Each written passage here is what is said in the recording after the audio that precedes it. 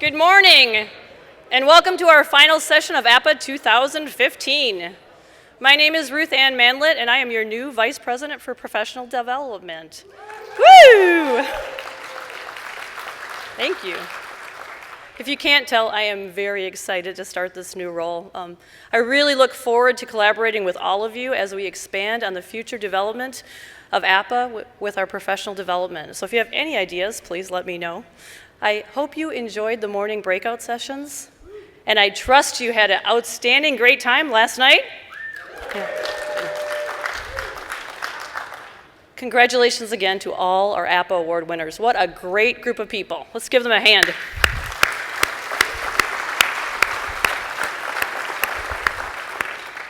The title of our session this morning is called The Unequalled Power of Passion in Difficult Economic Times.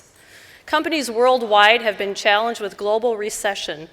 Unfortunately, this dilemma has caused many to rethink the way they do business.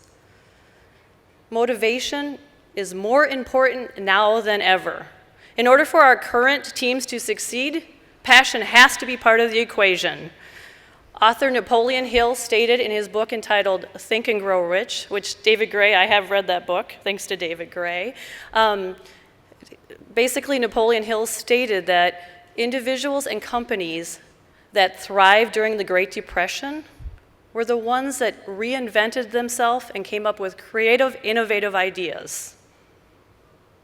Today, I have the pleasure of introducing a speaker that is powerful, passionate, and informative are many of the words that used by organizations to describe our next speaker.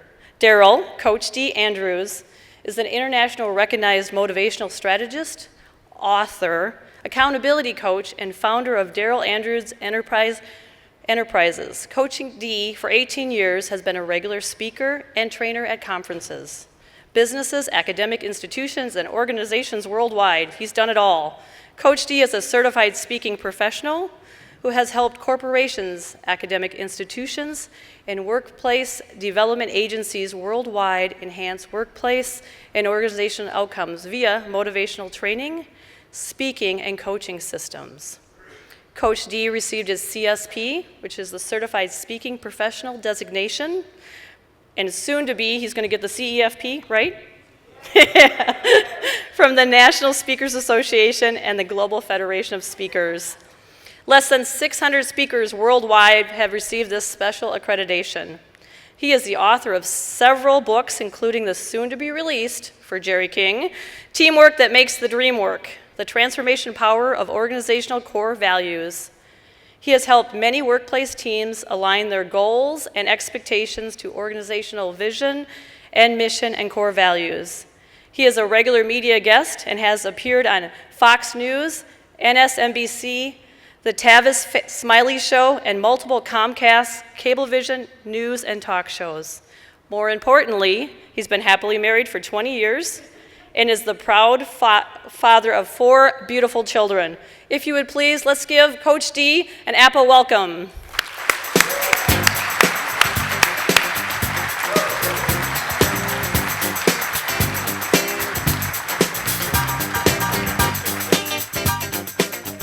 Wow.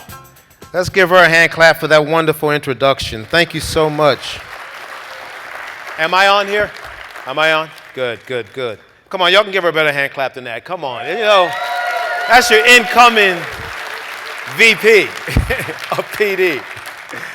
Well, it is an honor to be here. Have y'all had a wonderful conference so far? Everything went well? Everything's fantastic? Everything's fired up? Everything's pumped? Everything's motivated? Good. Good, good, good, good, good.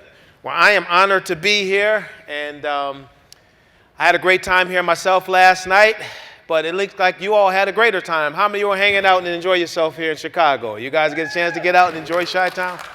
Very good. Very good. I want y'all to do something that's going to seem a little unusual because before I get into my speech, I'm a big social media guy, and I look at this organization, and I realize the importance of giving this organization great exposure through social media. So I'm going to give you an assignment. You may want to write this down. Most of you know the hashtag for this conference, hashtag APPA 2015.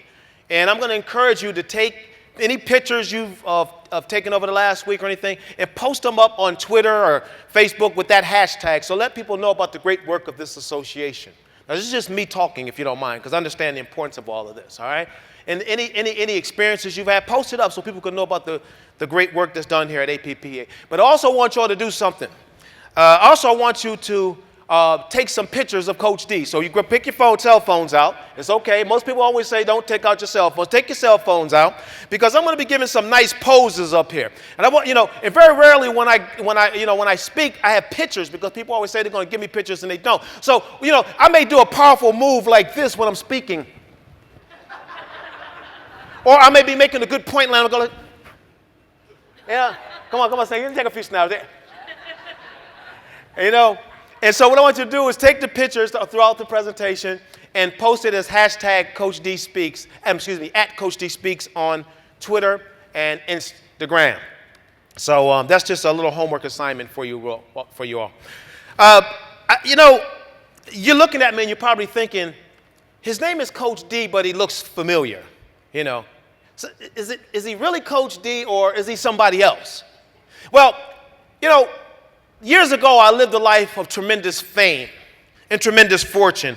And anyone that ever experiences that knows every now and then you kind of get to the point where you want to walk away from all that and relax a little bit. How many of you, you understand how that is? Yeah, Coach, that's me right there. Yeah, sure, absolutely. So you know how that is, right? So I changed my name and I just changed my whole identity because I just wanted to kind of get away from the fame and the recognition and walking through cities and people recognizing who I am and wanting my autograph. So you know me as Coach D, but I just want to take a few moments and welcome you to my town of Chicago. Can we give Chicago a hand clap, please? It's a wonderful town. Chicago. Because this is who I used to be right here. See, That's who I used to be right there, And I decided that, I'm kind of tired of all that life. Can't you guys see the resemblance? I'm not getting much support here. To be honest with you, that's my face in Michael Jordan's body. But beautiful things you could do with all this technology nowadays. But I will say Michael Jordan, when as the former Michael Jordan that I used to really enjoy being at the University of North Carolina. Anybody from North Carolina here? Woo! We got about 5 people here from there. and we talk about facilities. I really made quite a hit at the Dean Dome.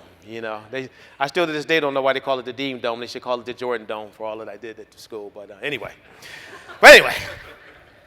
But I want to start off by saying something to get this started. I'm the closing keynote speaker, and the role of a closing keynote speaker is to provide some motivation information. We're going to do some of those things. But when I look at your role in facilities, and I look at, from my perspective as a person who spends the majority of his time dealing with organizational type things and people and development and all these things, that every individual within an organization plays an important role. How many of you would agree? It doesn't matter what your capacity is you're in. If you're working in facilities, or if you're working in admissions on the college campus, or if you're working in any of the departments, you play an important role. So when I think about the big picture of achievement of a goal of an organization, be it a college, be it a university, be it a business, each person in each department in their own right is a VIP, a very important person. So I want to start my close off by doing something. I want everybody to stand to their feet. Everyone stand up. Stand up. I'm not going to have you do jumping jacks or do Zumba, even though I'm a Zumba certified instructor. I won't do that to you. And I want you to do this because I see that you're all VIPs. So I want you to do this. I want you for the next 3 minutes, find about 10 to 15 people, give them a handshake, and I want you to say this to them with a smile on your face. You are a very important person. Not quite as important as me, but you're important. Go ahead. Go say it. Go ahead. Not quite as important as me.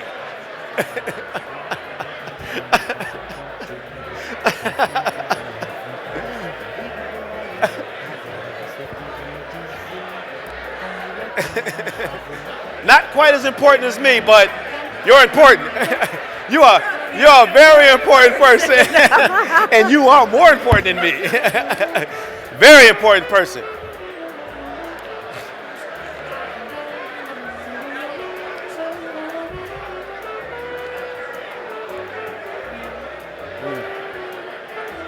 Not quite as important as me, but you're getting there. Keep working on it. Oh man, you are really important. I'm nowhere near as important. I am nowhere near as important as you. How you doing, sir? All right, Bill. You're important. You're a wicked important. You are too, man. All right. That's right. You are. You look important. You have an important look, TCU. I love Texas, by the way. All right? Give all the important people's hand. You just gave a handshake. Give them a hand clap, y'all. They're so important. Now lean to the person to the right of you and say, keep working on it. Go on, say this. I want to start off, my goal today is, I don't operate facilities. I'm not a facility. So I'm not going to come here and try to, deceive you into thinking. I understand fully what you deal with on a day-to-day basis. But what I do understand is people. And I understand the power of motivating individuals to accomplish their potential and in the work that they're doing. So what I want to appeal to today is you as leaders. All right, and how many would you consider yourself a leader in here today? You all are leaders. You're leaders of your operations. You're leaders within your departments. In many cases, you may even be leaders in your home, you see. So I want to talk to the leader in you. And I want to start off, my goal today is to do two things. One, I'm going to provide you with some motivation. And how many know sometimes we can use a little motivation? If you really know what I'm saying, put your hands up like this and wave at me like this. There you go. All right. There you go. Woo, woo. Yeah, a little motivation. But the motivation that I'm talking about is not simply the word motivation that comes from motivational speakers like myself sometimes, and my mentor Zig Ziglar and many of the others who have been around in doing this work. The motivation I'm talking about is the word motive. You may want to write this down. Motive. And a motive, if you look at it, and its definition is an inner state that's driven towards a goal.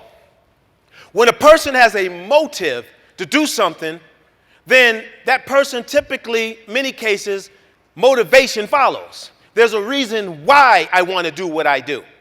If I'm a leader, there's a reason why I want to lead. There's a reason why I want to impact. If I'm a parent, there's a reason why. So that motive inspires me to give it my best. How many of you are parents? I'm a big-time family man. How many of you are parents? Let's give families a hand clap. I have a motive to be a good father. I have a motive to be a good husband. Because if I don't, I'm in trouble. My wife, as they would say, she doesn't play that. I got a serious wife. But I have a motive. So motivation is really derived from motive. I've had staffs anywhere from 10 to 35 people. And I always say to them, what's your motive for doing the work that you do? And that motive will drive them to be their best. And I try to, as a leader, inspire them around it. But so the motive, when you think of the word motivation, is really motive and action together. Motive, action. So in order for the action to take place, there's the motive. So I want to talk about the motive from a leader's perspective. And then you have motivation, but I'm also here to give you some information. And as many of you may know, motivation without information is simply a good conversation. A lot of times we can get motivated, but the question becomes, what are we going to do with it? Now I want you to do something for 2 seconds. Look at somebody next to you and ask them this. What are you going to do with this information you learned this week? Go on, just go for 2 seconds. Ask them that question. What are you going to do with the information you learned this week? Come on, seriously, ask them. What are you going to do with this information you learned this week? Because we go home and we do nothing with it, Randolph. We got to do something, man. Or else it was just a good conference. All right? You guys need to give me a hand clap for the one. You know what I mean. People have a tendency not to apply what we've learned. And the true success comes from application. It really does. So motive, we need information. So I want to give you some information. But I want to start off, and I'm going to give you some keys when we talk about this whole thing of economic challenges and things of that nature, the need for passion during tough economic times. It's imperative for the leader to be the most passionate one on the team. It really is. It's imperative for the leader to be the one that individuals look at and say, yeah, I think we can do this because of what they see in leadership. I'm a big believer of that. So I want to start off by giving you a couple of words. Please have a note and pad with mine because I'm motivating, but I'm also going to give you some good information, all right? So I want to start off with a few powerful leadership words, okay? The first word I want to start off with, that's a powerful leadership word. And you may want to write it down. You know it, but I'm trying to give you something that maybe you can look at things a little differently going back. The first word I want to share with you is, before I do that, back up. We're going to get to that in a moment. I understand some of the challenges you face. I do want to mention this. I forgot I put this up here. You know, I know there's some challenges that overall that you face within your organizations. I kind of looked up and noticed some of the things that, you know, you challenges occasionally you run into from an organizational perspective. So as a leader in particular, it's important to have certain qualities and certain attributes, despite the fact that these challenges are taking place, to be able to lead your teams effectively during tough economic times. So I mentioned there was a few words. The first word I want to share with you is the word perception. The word perception. And perception is a powerful word. And the reason why is this: a person's perception will ultimately become what? A person's reality. All right? I think about the Wright brothers, and I think about when they had the determination to create air flight. People thought that they were crazy. People thought that they lost their minds.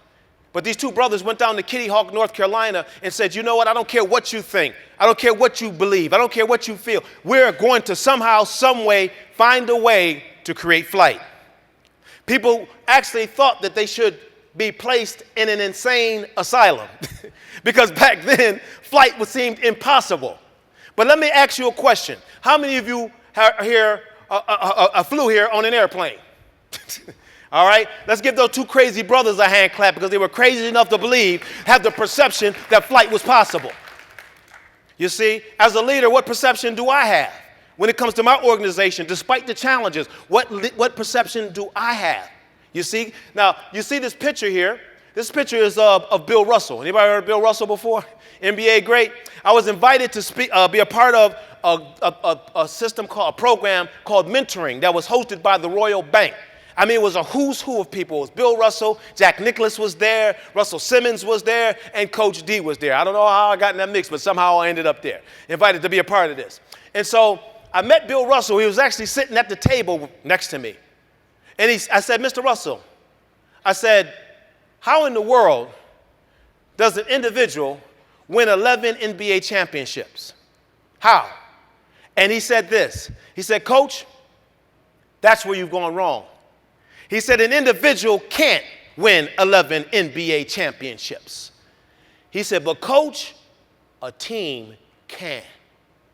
He said, Wilt Chamberlain, Elgin Baylor, all those other guys, they were good individual players. But the Boston Celtics, we were a good team. I want y'all to do something. I'm a coach, so you got to interact with me on this. Give somebody a high five and say this to them. It takes teamwork to make the dream work, baby. Come on, tell me that. Say it takes teamwork to make the dream work, baby. It takes teamwork. That's right. It takes teamwork to make the dream work. See, we're not individuals. We are a team, okay? We're a team.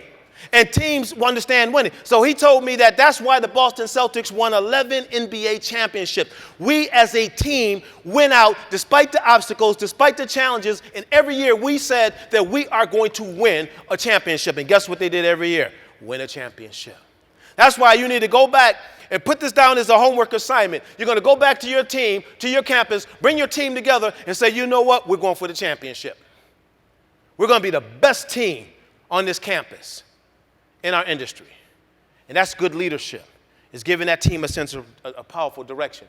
All right? But in order to give a team that kind of empowerment, you need to be empowered. It's how do we feel personally before we can effectively lead our teams through tough economic times. So another little interaction thing, I want to see where you are as far as your own personal perception, because I can't lead with motivation and power unless I first feel a certain way about myself.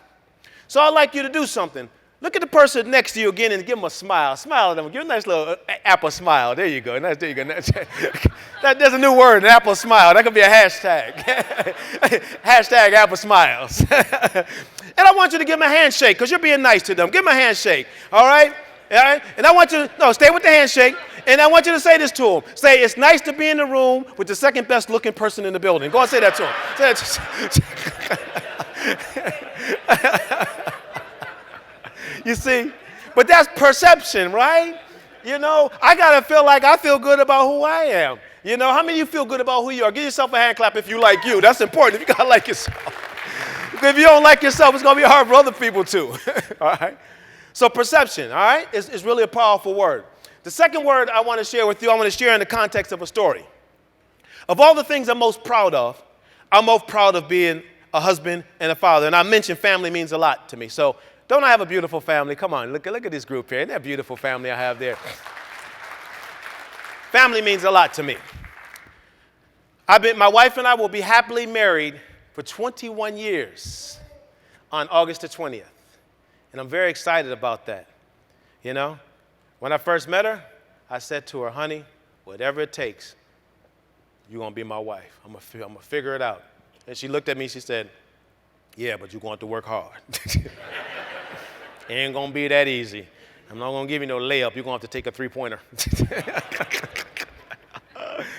But my wife and I have been happily married for almost 21 years, and I happen to have 4 of the most beautiful children on the planet. They look just like their daddy.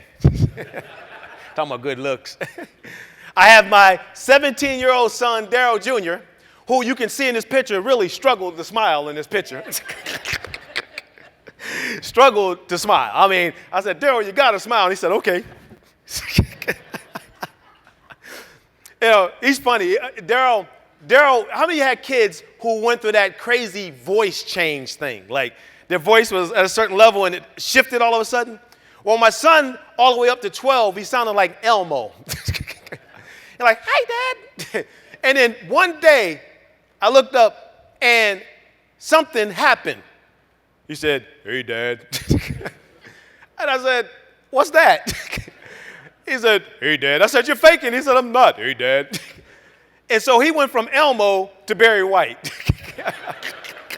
I can't believe to Barry White in a very short period of time for like 12 to 13. And so I get him all the time. And I say to him, I say, son, this is what I want you to do. You got to say something for me. And I'm your dad, so you got to listen to me, man. I really want you I want you to say something to me and say it like you mean it. I said, what do you want? He said, Dad, what do you want me to say? I said, son, say this. Whatever you want. Girl, you got it. He's like, what is that? I said, say it. I said, you sound just like Barry White. I want to hear if you can sing like Barry White, all right? So I have my 17-year-old son, Darrell Jr. I have my almost 14-year-old daughter, Sophia Olivia, who's one of my pride and joys. I have my 11-year-old Alexander Joshua, who's, my mother always says, looks like me and acted like me as well. So I don't know what that means. That was good or bad. And then I have that little jewel you see on my arm there is my daughter, Abigail Jubilee. She's 4 years old. We adopted her when she was 4 months old. 4 days old. Literally picked her up straight from the hospital. I told my wife that's the fastest delivery you ever gave, honey. You know, so my little baby girl has red hair and she has green eyes. I call her my little Christmas tree. But I remember one time I was going to speak at an economic and education summit. And there were probably about 7,000 people that were going to be a part of this event. And my then 5-year-old son, keep in mind, I'm giving you the second word when it comes to leadership. My then 5-year-old son, as I'm preparing for this speech, walks into my study, and he makes a bold proclamation. He looks at me with a level of intensity in his eyes, and he says, Daddy, I want to speak to the people. And I said, you want to speak to the people? Only 5 years old now. He said, I want to speak to the people. And I said, son, I'm going to let you speak to the people. I'm going to put you on stage. There will be 7,000 people in the audience. What are you going to say to them, Darrell? Now, keep in mind, he's only 5. For some reason, this 5-year-old kid starts to rock back and forth like this. I have no idea why he's rocking, but he's rocking. Then all of a sudden, he takes his shirt off, and I don't know why the shirt is off, but there it goes.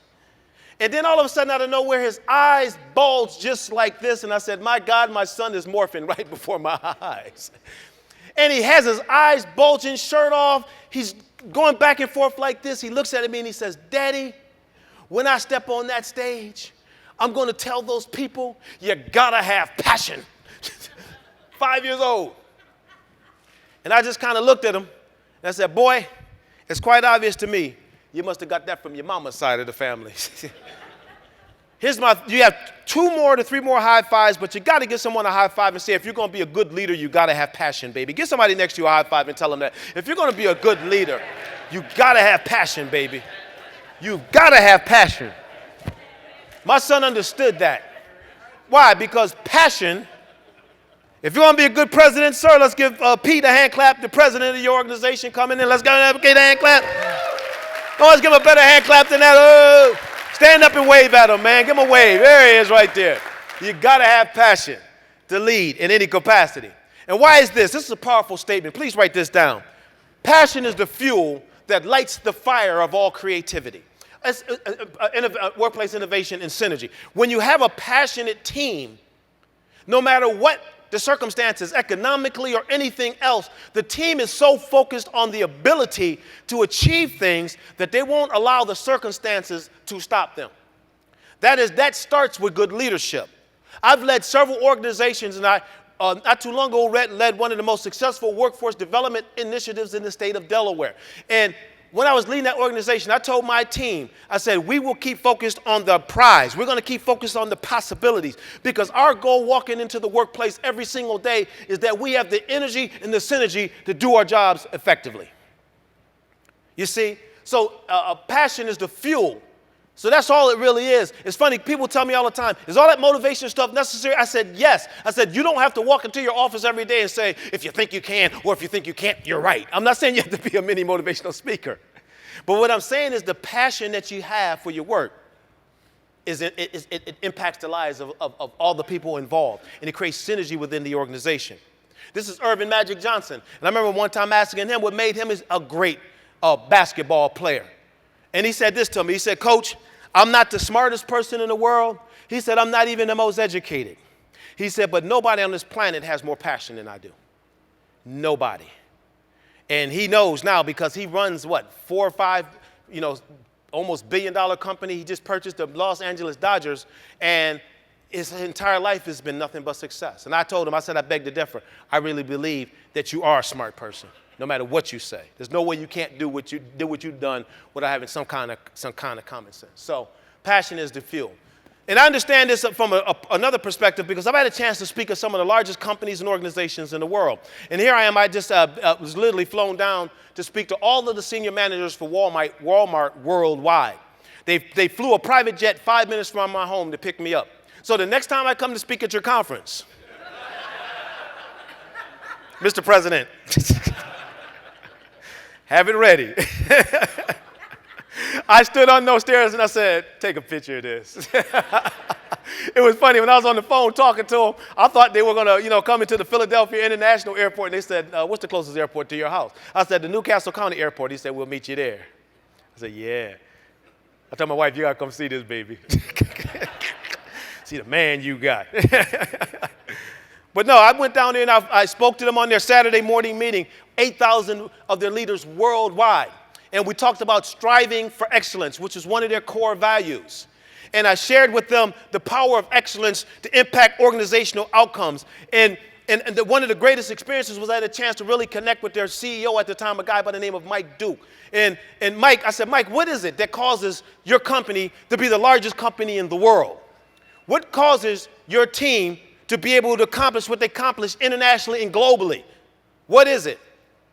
And he said, Darrell, there's basically a few things that we focus a lot on, and in doing so, we're able to help our teams win. And he said, this is from a leadership perspective. So when I spoke to them, I spoke to all of their senior executives.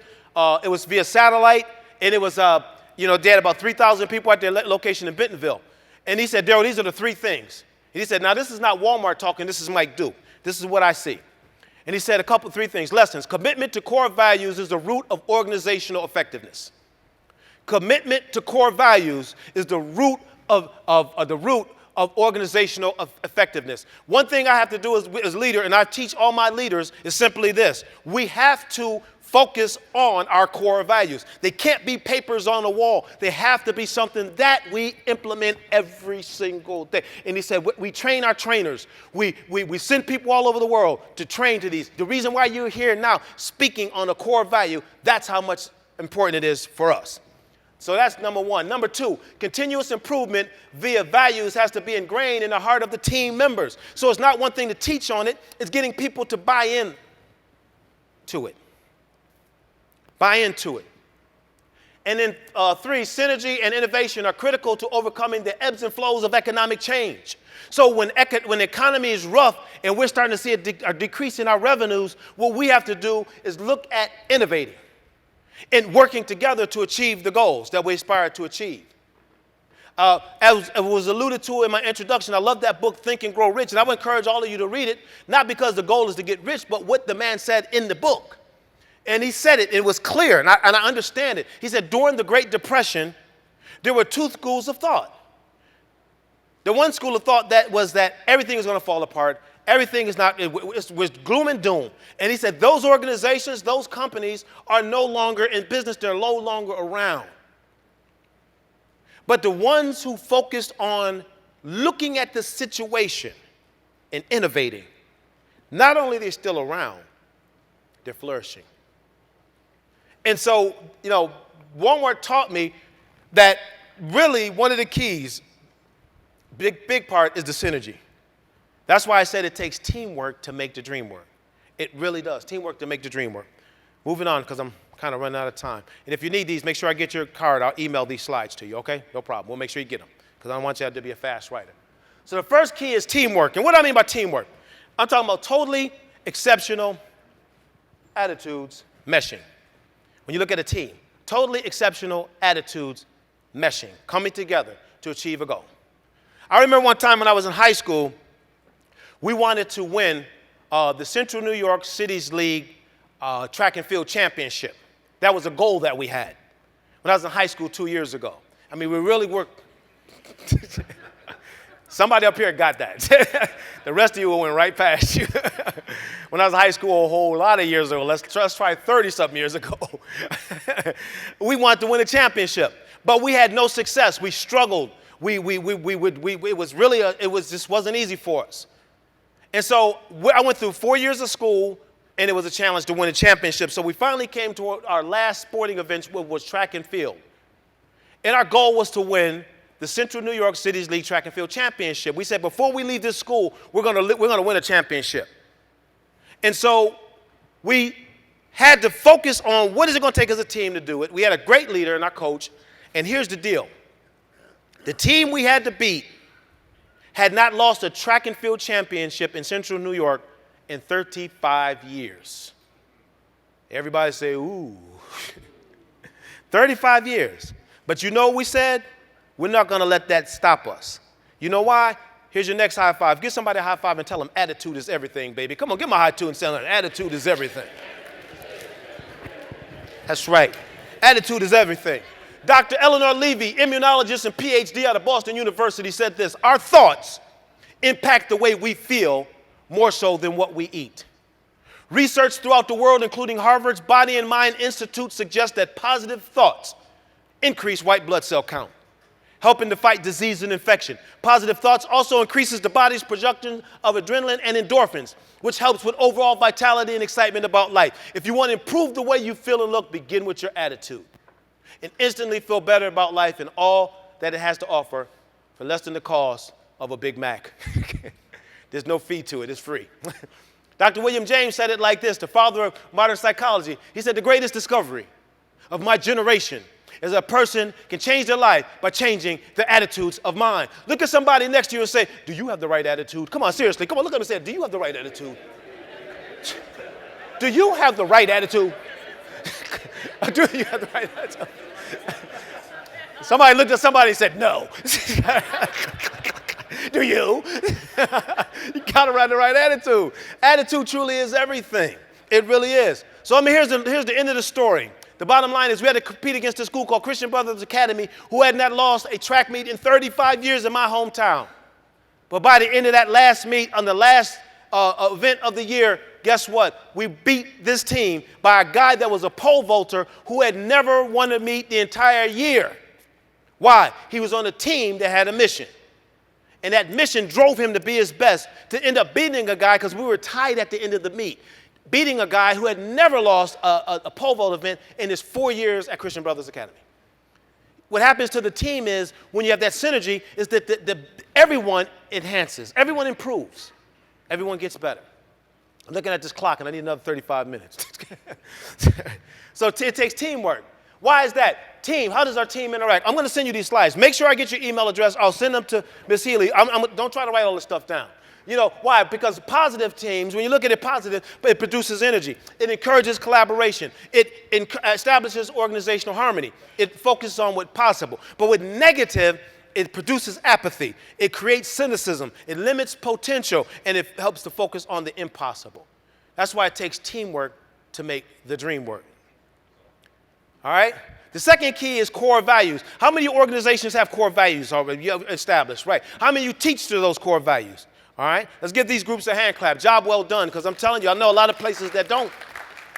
You see? And here's my thoughts on this. Show me an organization that has core values as posters on the wall, and I will show you an organization that is steeped in individualism, which means that during tough times, I'm only focused on myself instead of what we can accomplish as a team. That's why it takes teamwork to make the dream work. We need individuals who can work together. Core values are powerful. Core values are agreed upon and established statements that define culture and climate. This is my 17-year-old son, a good boy, goes to bed at home at a decent time, goes to bed, gets up, goes to school, involved with activities. He's considered to be one of the top 100 artists and animators in the country for his age. He was just at Ringling College of Art and Design in Sarasota, Florida for the last month and a half with one of the top 100 of the best artists and animators. But why does this my son, during a time when a lot of young people say, well, why do they act this way? Why are they, cutting up? Why is he adhering to good values? It's because his family has them. We've established values from the moment that our children were born and said this is what our family represents. So daddy, mommy, kids, everyone, our last name, Andrews, means something, and wherever you go, you carry that name with you. Core values are powerful when once implemented. Why? With an employee perspective, it gives them a true north, and it enhances their perception of your leadership. You see, core values are powerful. All right? The third key I want to say is this, and that's communicate a clear and confident vision. He gave me a little more time. Thank you. Let's give the timer a hand clap. He saw I needed more time. You the man back there, man. I need a little more time. I'm looking at the 10 minutes and I was getting nervous. All right? Vision is really powerful. And vision will take people to new levels in their thinking. And good leadership will cause that to happen. Good leadership. I remember growing up as a child. Let me tell you about my life personally so you can understand that this guy standing here today speaking to you is an absolute miracle. I was born and raised in the city of Syracuse, New York, raised by a single mother on the public welfare system. My father left home when I was 1 month old, leaving my mother with the responsibility of raising 2 boys on her own with an 8th grade education. In my family, we had a 100% middle school dropout rate, which means that we lived in abject poverty. There were times I didn't know if where our next meal was going to come from. Sometimes during Christmas, we wouldn't get gifts. But I had one person in my life that said enough is enough. How many know sometimes when you say enough is enough, it changes things? I had one person that said we can reshape the focus of this family's outcomes. And that one person was my mother. Can we give moms a hand clap, please? Mothers are something special. I know this is Apple, but I think that's something important to mention. Moms are important. But let's give dads a hand clap because we got a lot of good dads in here. Look at all these good dads in here. I'm one of them. But I'm going to be honest with you. Not only was my mother a good mother, I'll be honest with you. Some of you might be able to relate to this too. I had myself a crazy mama too. How many of y'all had crazy mamas growing up that didn't play? You know what I'm talking about. How many of y'all moms in here right now and you a crazy mama now? Let me see you. Where are you? I know you're sitting there. There's one right there. There's a crazy mama sitting right over there. She looked a little, no, I'm just kidding. My mom was crazy. When she said to be in the house by 6:30, I better be in the house by 6:25 or else. And I was a big old football player in the high school. She didn't care about that stuff. So my crazy mama decided to do something to change our circumstances. She planted vision in our head and said, you know what? Where we are, boys, is not where we're going. She had these 2 boys she had to raise. She said, where we are, boys, are not where we're going. This is not our life. This is not our future. This is not our destiny. We're going to change things. So she went back to school. She went back to school, And she ended up getting her GED. Then she didn't stop there. She went on to college, and she ended up getting a 2-year degree. And she ended up landing a job with a company by the name of Allegheny Airlines. Anybody remember Allegheny Airlines? Some folks used to call it Agony Airlines. We had a lot of problems with them little planes. And today, Agony Airlines is U.S. Air Incorporated. So this guy standing up here on your stage right now went from abject poverty to having a mother that worked for an airlines. Guess what? We get to travel all over the United States for free. Because when your parent works for the airlines, you don't have to pay a dime. And so my mother, when I was a young boy, said this to us once things started to change. We traveled all over the place. I was the first person in my neighborhood to go to Disney World, so I had bragging rights. Come on, we'll talk about Mickey and Minnie and all of them. And so, but the thing is, she said to us, I started the process, you're going to build on it. Now I want you boys to go to school, get a college education, get a degree, and I want you to do something with your lives. And as a result of that visionary leadership, you have this son who has authored 6 books, 2 bestsellers, one that's about to be released. I've spoken 2,455 times on stages like this. I've been in over 3,000 organizations doing consulting, training, and coaching, all because of vision. Look at somebody next to you and say, do you have vision? Look at them next to you and say, do you have a vision? Do you have vision? Ask them this, do you have vision for your team? Do you have vision for your team? Do you have vision for your organization? Do you have vision for your department? Vision is powerful. It really is, and it can change things. So vision without action is merely a dream. Action without vision just passes the time. And vision with action can change the world. On your campuses, your facilities mean something. I remember as a kid growing up, and I went to Cheney University in Pennsylvania. Every last one of those buildings, Ductory Social Sciences Center, Marian Anderson Music Center, I can name all of them because you know why? I had to interact all the time going in there to those facilities to take my classes. Your work is important. Give yourselves a hand clap, man. Your work is important, and it has lifelong impact. It's just not maintaining and maintenance. You are creating, you have something there that is literally, it's meaningful in memories for the lives of those students that's on that campus, the ones who attend your school. So communicate. I'm a big process guy. Even though I'm here as a motivational speaker, I do a lot of motivational strategy. And when I sit down with leaders and I go through the process of helping them build effective teams, I like to have these systems in place. So when I think about having a vision, you got to sell people on the vision. So here's some different ways that you can do that. Again, don't try to write it all down. I'll make sure you get it. But, you know, it's a process that you go through when you talk about building organizational vision, and particularly during tough economic times when people are just a little bit nervous and a little bit concerned. Don't know if they'll have their jobs. They don't know what's going on, what direction we're going in, and things of that nature. The fourth key is this, and my last key is this. Make leadership innovation a top priority.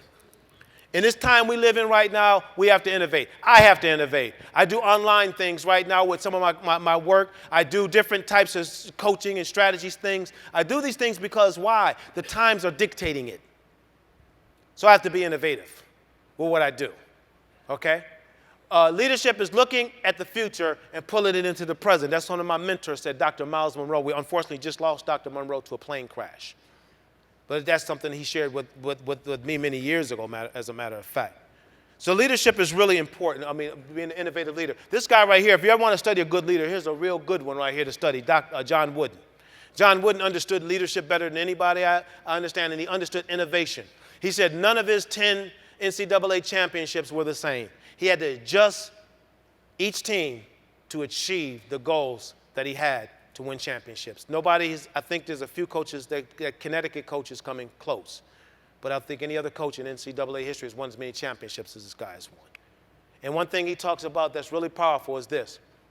Emotion is your enemy. And he also said good values attract good people. He said there's times when we have to really, as leaders, stand strong. I like Henry Ford. Henry Ford was interviewed one time, and he was asked the question, how did you succeed? Tough times out here, a lot of challenges. People are all over the place trying to figure things out. How did you succeed? What will you say to the people that will cause them to succeed? What can you say? What advice can you give them with all these challenges going on? And he simply looked at the guy that was interviewing him. He said, you know, I can tell you a lot of things, I can share a lot of things with you that you can go back and consider. He said, but I want to give you one statement, and you may want to write this statement down. Matter of fact, let me go back. I think it's up here. Go to the next one. No. And that is this. He said, if you think you can, or if you think you can't, you're right. If you think you can, or if you think you can't, you're right. He said that is the key to success for everything. All right? So I'm going to give you your last high five. Everybody put your pads down real quick. This is your last high five. All right? And then we got a few more things and I'll be done. Stand to your feet for a second. Now you don't have to walk this time, but the people in your row, I want you to give them a double high five and say, oh, I know you can, baby. Come on, say, I know you can, baby. I know you can, baby. I know you can. That's right. I know you can, baby. Oh, I know you can. I know you can. Yeah, I know you can. All right, you can have a seat. We're just about done. Just about done. I know you can, man. Listen, I have these wristbands. You probably don't make some up for your team. I didn't bring enough with me to give to you. I'm sorry. But you know what? I wear this every day. You know what it says on here? It can be done. Every single day I look at this wristband and I say, it can be done. Because how many of you know sometimes your days start out and obstacles meet you before you even get started? How many times throughout the day you get challenged? You're working on one thing and here comes something new. But you got to constantly keep this on your forefront. It can be done. I like this quote, and this is a powerful quote, nobody rises to low expectations. And so we got to keep the expectations high. How do we do this as I get ready to close? One, develop cross-functional teams. There should be a lot of conversation and communication going back and forth when we're trying to build infrastructure organizationally. Number two, continue to develop yourself personally via APA. You got professional development. You got websites, insights, emails, blogs. Read that stuff. Keep yourself engaged in this process because the thing with a conference, you leave and you go back. One way to stay engaged is going to the website, being involved with the professional developments. I'm a member of the National Speakers Association. I go to all kinds of trainings. I go to the media trainings. I go to the platform trainings, all these different things. Why? Because if I'm going to be the best at what I do, I got to keep working on it all the time. And I'm around my peers, and we're sharing ideas. So this organization, let's give this organization a hand clap. It's a great organization because this is yours. I lied. I actually lied. You got one more high five. High five somebody and say, this is our organization, baby. Come on, give me a high five. This is our organization, baby. It's our organization, baby. This is ours. That's right. I mean, coach is a guest, but this is yours, your organization. And take great pride in it. I love being a member of the National Speakers Association. I was the chair of what they call the CSP committee, and we totally revamped the CSP process. Why? I committed to that organization because I am the speaker I am today because of Zig Ziglar, Les Brown, Jim Rohn, all those people I've interacted with over the years who helped me to shape who I am. Associations are powerful. Thank goodness that you guys have a good one. And implement ideas based upon team expectations. Once you sit down with your teams, once you come up with these cross-functional teams and you're talking about, okay, we have some challenges, but what can we do? Well, how can we do things differently? How can we market ourselves differently? How do we position ourselves in a unique way? When you do this kind of things, you set the expectations, but the worst thing to do is to set the expectations and do nothing with them. Do something with those expectations once you develop them. So these are just 3 keys. And now as I get ready to wrap up, just a few things. Number one, rather if you think you can, you think you can't, this is right. This is innovation. I'm an innovative thinker, so I was thinking about your section. I said, what else is a few things I can put out there that maybe can be of interest? I don't know. You're probably already doing it. But ask your students to promote the facility. These young people nowadays, I'm telling you, they're ruling through technology. They can get you exposure in places you never get exposure in on your own. But ask your students to promote your facilities by doing fun selfies, standing in front of them as they go to classes and things like that. Wait and put it out there on their Instagram accounts, things like that. Because you know what? They have friends and connections all over the place. Now that automatically gives exposure to your facility. You see, that's why I'm going to have you do something in just a few moments. In just a few moments. Partner with local companies to offer rewards. Whoever takes the nicest selfie says the best thing about this particular facilities, then they'll win. I mean, just fun stuff. Do you understand what I mean? I'm just, this is how I think. I'm out of the box when it comes to stuff. All right? Create a brochure highlighting your facilities and the benefits, giving emissions, give to the missions to share on recruiting trips. I'm just throwing this out there. You guys, may mean something, it may not. Position your campus as a possible meetings destination. I do a lot of seminars. So make sure I get your business cards, because if I ever want to do a seminar in your area, I'll call you and see if I can get a discount.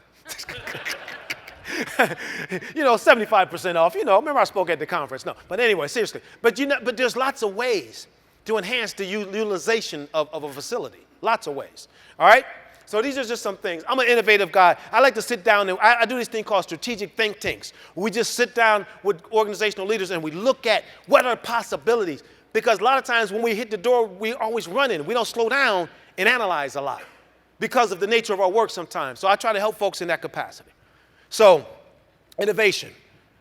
So your future success is hidden in your daily routine. What you do every day counts. And as a leader, it's important to have the core values. As a leader, it's important to communicate core values. Help to build your team. All these things, when economic times are tough, when we're working towards a goal, it makes it a lot easier for the people to be able to operate within it because of the stress and challenges of economic times. I like this one quote by Ralph Waldo Emerson. He said this. Oh, man, did I say I was done with high fives? I got to give you one more. We just got to give you. I'm sorry. I know I said 5, but here's my number 6. He said, don't go where the path may lead, but instead go where there is no path and leave a trail. Leave a trail. Here's your last high five. High five somebody, say, be a trailblazer, baby. Come on, I'm the coach. That's why we high five. Be a trailblazer, baby. Be a trailblazer, baby. I want you to boldly go where no man or woman has gone before. That's Captain Kurt. Be an innovator. Don't just do the routine stuff. If you're going to be an innovator, if you're going to change things, you got to come outside the box. I always tell people, don't think outside the box, blow the box up. That's my thought of the box. Because the box, if it's still there, you can climb back into it. But when it's blown up, guess what? You go a new, innovative way. Let me say this to you. Don't use my quote without giving me recognition for that, because some of you are going to steal that one. I just saw you looking, you thinking about that. I can tell. See, I can tell you're a speaker. You're going to use my quote and try to take credit for it. So I'm going to get ready to go, but I want to just get just some information about me. I'm represented by AEI speakers. Thank you so much for your time, but I got to give you marching orders. Don't clap yet. Here's my marching orders. All right? How many of you play golf? How many golfers out there? How many of you are hackers like me? Come on, be honest. But I mean, you look good. I got a nice set of King Cobras. I got the glove. I look good, but I can't play a lick. But I look good, though. I look good.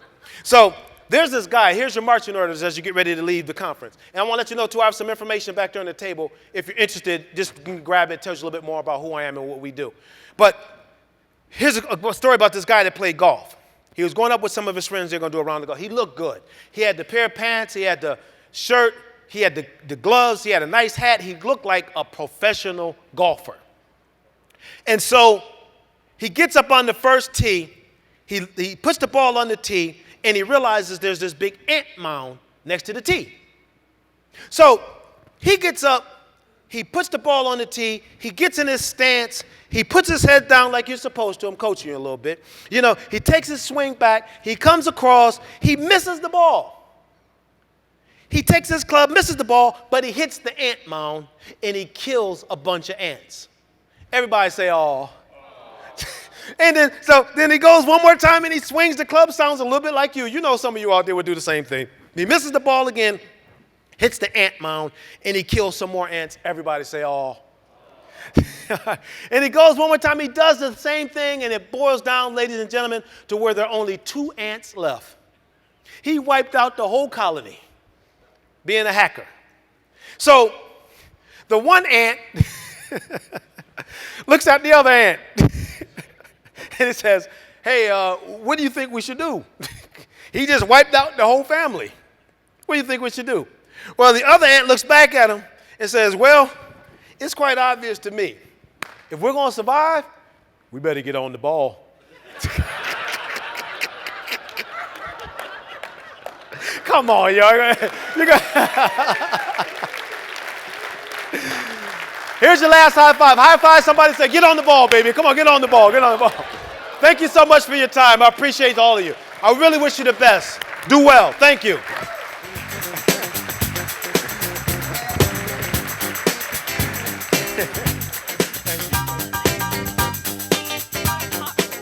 What a powerful, thought-provoking presentation. Please join me in giving an APA thank you to Coach D. Woo!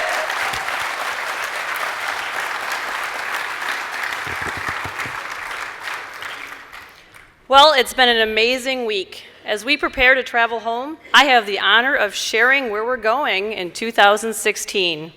Grab your hats and your Western wear. We're heading to Music City, USA, Nashville, Tennessee. That's not a very big woohoo. APA 2016 will be held in Nashville, Tennessee, July 12th through the 14th, right in the heart of downtown Nashville. We will be staying at the Nashville Renaissance and the beautiful new Music City Convention Center. We are also pleased to announce that the southeastern region of APA, SRAPA, will be co-locating SRAPA 2016 with the APA conference. Yeah, you guys aren't too surprised. All right, so let's view a short film that highlights all the incredible, exciting things that we can do when we visit Nashville, Tennessee. So, what I learned this week, I believe my SRAPA friends would say, y'all come on down now to Nashville. Right, Ken? Woo! Yeah. All right. What an event-filled conference we've had, from our inspirational, emotional, life-changing keynote speakers. Thank you so much for sharing our story. To our visionary, Keith Woodward, who brought them to us. To our futuristic speaker that taught us 7 words: give up answers, stick with questions. I'd like to take this opportunity to thank all of our speakers, to all the volunteers in Chicago that helped us this week, to our dedicated APA planning staff, to our awesome APA staff. Let's give them a hand.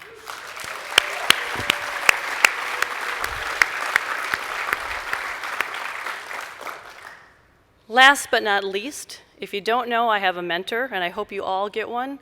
I would like to thank Chuck Scott, my mentor, for his dedication, his passion to this organization and to this conference. Let's give him a hand.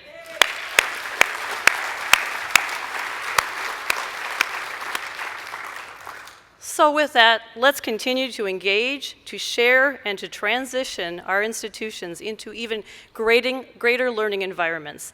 Thank you so much for coming this week, for sharing your ideas, and for networking. Travel safe and see you next year. Y'all come down there.